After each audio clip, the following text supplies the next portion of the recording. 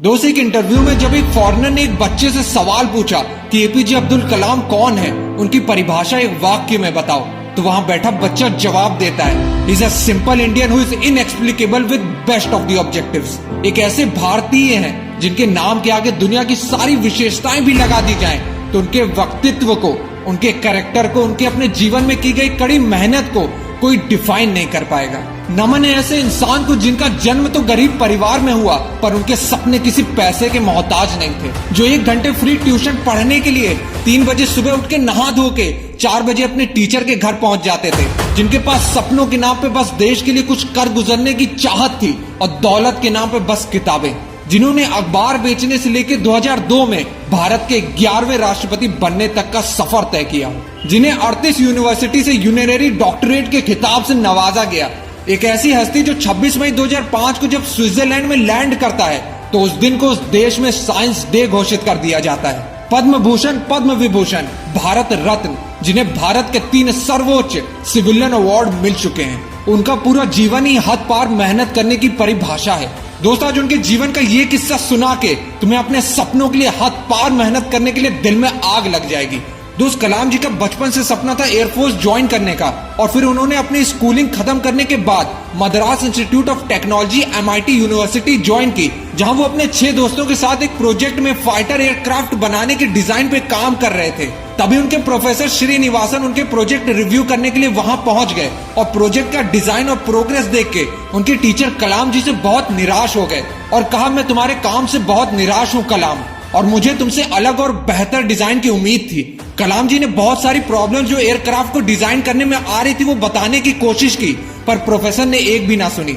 फिर कलाम जी ने प्रोफेसर से 1 महीने का और टाइम मांगा इस प्रोजेक्ट को नया और बेहतर डिजाइन बनाने के लिए, पर प्रोफेसर ने कलाम जी की तरफ देखा और कहा कि तुम्हें बस 3 दिन का और समय मिलेगा, और अगर तुमने 3 दिन में इस प्रोजेक्ट को नए डिजाइन के साथ कंप्लीट नहीं किया तो तुम्हें अपनी स्कॉलरशिप से हाथ धोना पड़ेगा। जिस काम के लिए कलाम जी ने 1 महीना मांगा, उस काम के लिए उन्हें 3 दिन की मोहलत मिली। वहां कोई भी होता तो उसे इम्पॉसिबल, ऐसा तो हो ही नहीं सकता बोल के टाल देता और शिकायत करता। शुरुआत में कलाम जी थोड़े निराश जरूर हुए, क्योंकि उनकी पढ़ाई और उनका सपना दोनों स्कॉलरशिप के पैसों पे टिकी थी, पर उन्होंने तुरंत सारे नेगेटिव थॉट्स हटा के 3 दिन के लिए मेहनत की सारी हदें पार करने की ठान ली और पूरे 3 दिन और रात बिना सोने और खाने पे ध्यान दिए सिर्फ अपने प्रोजेक्ट पे काम किया। उनका सिर्फ एक ही लक्ष्य था, अपने प्रोजेक्ट को 3 दिन के लिए सिर्फ कंप्लीट ही नहीं, अपने प्रोजेक्ट को कॉलेज का सबसे बेस्ट प्रोजेक्ट बनाना।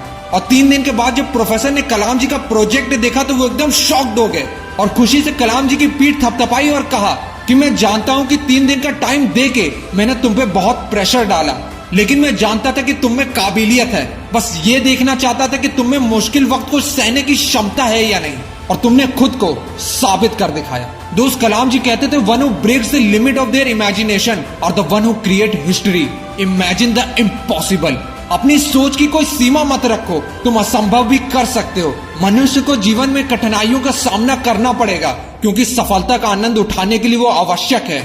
दोस्त, वो एक दिन था जब कलाम जी ने अपने कॉलेज प्रोजेक्ट में फाइटर एयरक्राफ्ट का बेस्ट डिजाइन बनाया, और ये खुद के सपनों पर विश्वास और कड़ी मेहनत ही थी। जब कलाम जी के जीवन में वो दिन भी आया जब 6 महीने की हार्ड ट्रेनिंग के बाद रियल Su-30 फाइटर प्लेन को उड़ाया और अपने बचपन के सपने को पंख लगाया। दोस्त, जीवन ऐसा जियो कि आपके मरने के बाद भी लोग आपको सदियों तक याद रखें। दोस्त, अगर तुम्हारे अंदर भी अपने सपनों को लेके ऐसी आग है तो कलाम जी की इस बात को समझो कि जिंदगी में एक लक्ष्य रखो और लगातार ज्ञान प्राप्त करते रहो, कड़ी मेहनत करो और महान जीवन को प्राप्त करने के लिए दृढ़ रहो। महान लक्ष्य के सामने महान कठिनाइयां भी आएंगी, पर इसका मतलब असंभव नहीं है। इसका सीधा मतलब है आपको कड़ी मेहनत करनी पड़ेगी, और तुम्हारी मेहनत ही तुम्हारे कल के सपनों की चाबी होगी। दोस्त, हद पार मेहनत करने के लिए खुद को तैयार रखो, क्योंकि जिस दिन तुम्हारी मेहनत का सिक्का उछलेगा उस दिन हेड भी तुम्हारा होगा और टेल भी तुम्हारा। कसम खाओ कि अपने सपनों के लिए मेहनत करने के लिए हर हद पार करने के लिए तैयार रहोगे।